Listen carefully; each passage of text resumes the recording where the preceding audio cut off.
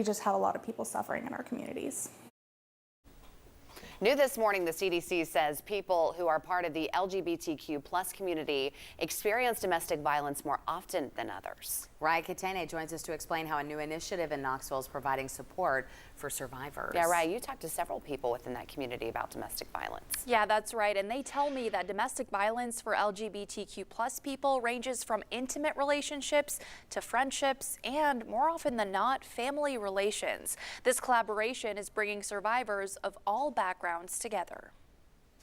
Behind these doors is a safe space Where you can truly be yourself and not be afraid. where survivors of domestic violence can find support and companionship. It's a big part of our community struggle. Domestic violence within LGBTQ plus communities is prevalent in more ways than one. A lot of that trauma is coming from, it's not necessarily coming from our romantic relationships, it's coming from our families. We also see a lot more identity abuse in specific, where abusers will refuse to use their victims' pronouns or prevent them from getting hormone therapy or surgery. And according to those at the Knox Pride Center, LGBTQ plus needs have been put on the back burner by social service providers. It's something that we need to normalize, letting people know it's okay to talk about and work through together. A collaboration between the YWCA and Knox Pride Center is hoping to bridge that gap. As an individual within the community myself, I just really feel like they don't have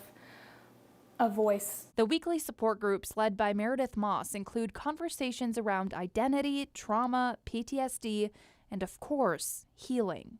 This is one small step. A small step with a big impact. These are things that we need to talk about. These are things we need to work through as a community.